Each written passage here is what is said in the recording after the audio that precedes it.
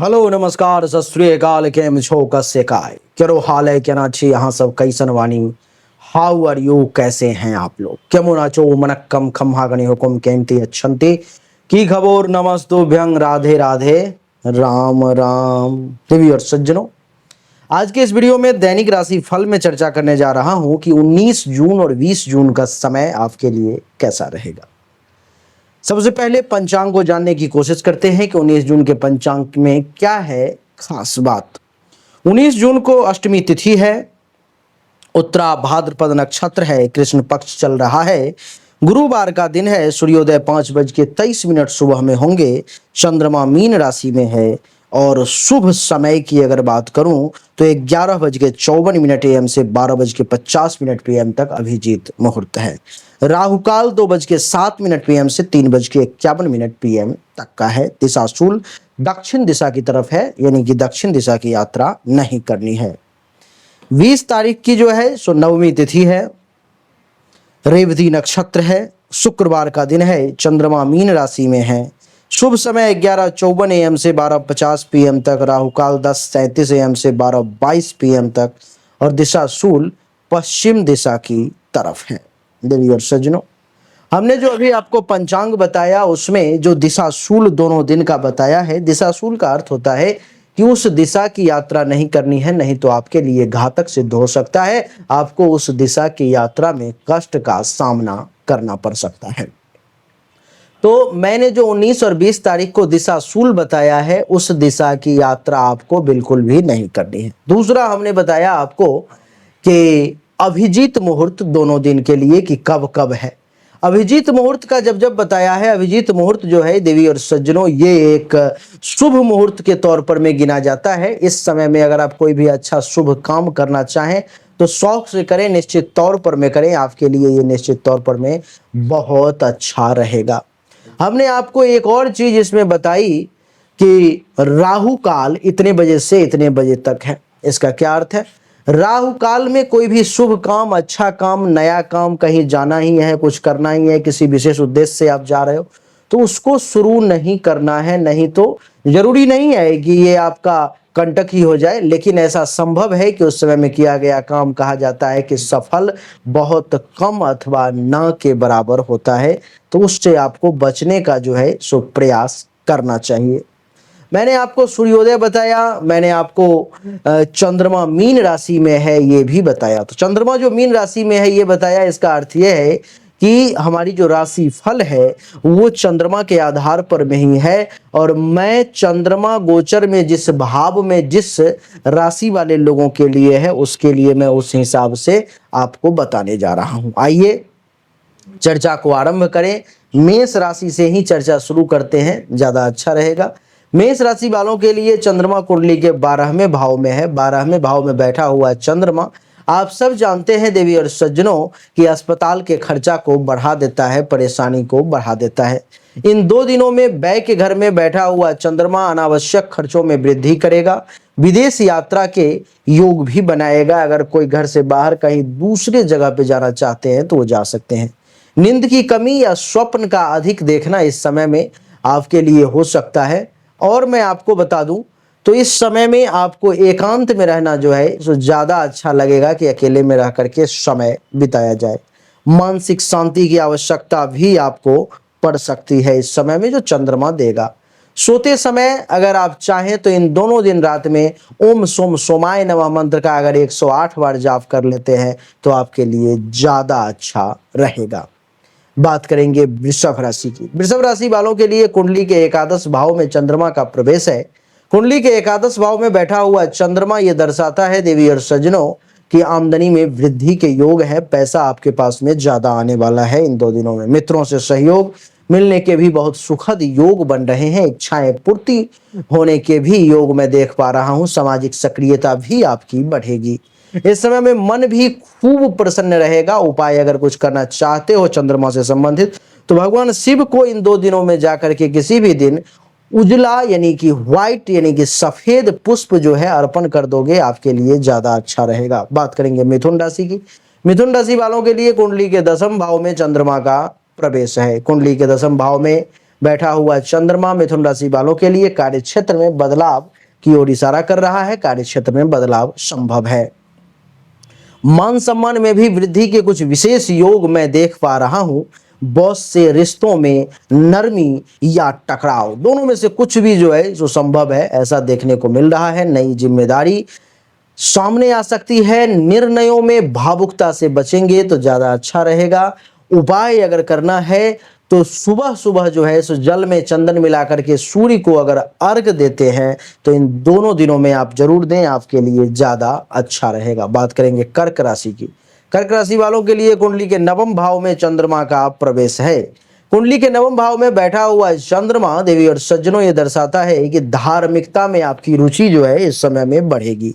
इतना ही नहीं, गुरु या पिता से भी आपको सहयोग प्राप्त होगा। यात्रा के योग भी आपके लिए बन रहे हैं। उच्च शिक्षा में सफलता मिलने के योग हैं। भाग्य का साथ मिलेगा लेकिन वो आंशिक होगा। उपाय की बात करूं तो दूध में केसर डाल करके भगवान शिव को अगर आप अर्पण करते हैं तो कर्क राशि वाले आपके लिए ये सबसे अच्छा, सबसे बढ़िया समय साबित हो सकता है।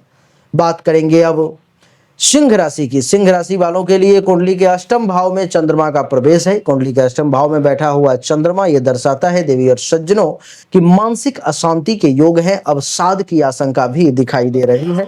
रहस्यमयी विषयों में आपकी रुचि जो है सुजागृत होगी। अचानक लाभ या हानि के भी योग संभव दिखाई दे रहे हैं। थकावट या नींद की कमी भी आपको परेशान कर सकती है। चोट या ऑपरेशन से सतर्क रहेंगे तो ज्यादा अच्छा रहेगा। उपाय में ओम नमः शिवाय मंत्र का केवल अगर आप एक माला जाप कर लेते हैं इन दोनों दिन सुबह में तो आपको मैं एक बार क्या बताऊं, ये चमत्कारी काम करेगा।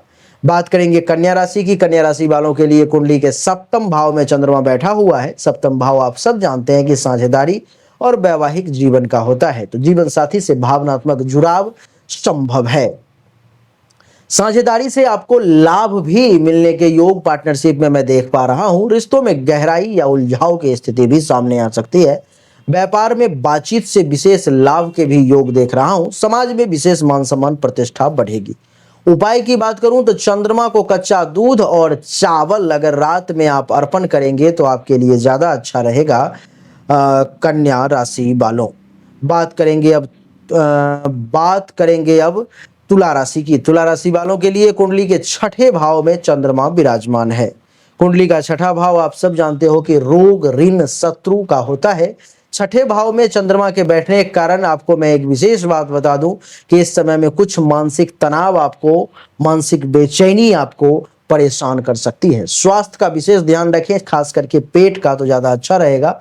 विरोधियों से सावधानी रखें, बिल्कुल सावधान रहें। ऋण या कर्ज से बचें तो ज्यादा अच्छा रहेगा। सेवा या परोपकार में मन लगेगा आपका और आप लगाए भी। उपाय की बात करूं तो भगवान शिव को अगर आप आज और कल यानी कि इन दोनों दिनों में 19 और 20 तारीख को अगर आप जल अर्पण करते हैं तो आपके लिए तो कमाल ही हो जाएगा। वृश्चिक राशि की बात करूं तो वृश्चिक राशि वालों के लिए पंचम भाव में चंद्रमा का प्रवेश है। पंचम भाव में बैठा हुआ चंद्रमा क्या दर्शाता है?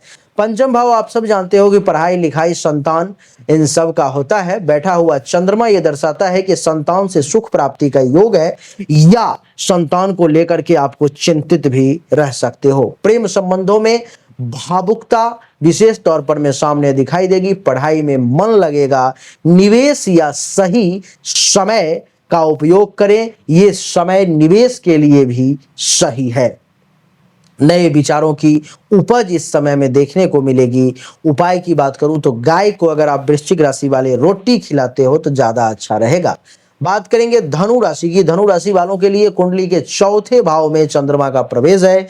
चौथा भाव आप सब जानते हो कि घरेलू सुख का, माँ का, भूमि भवन वाहन का होता है।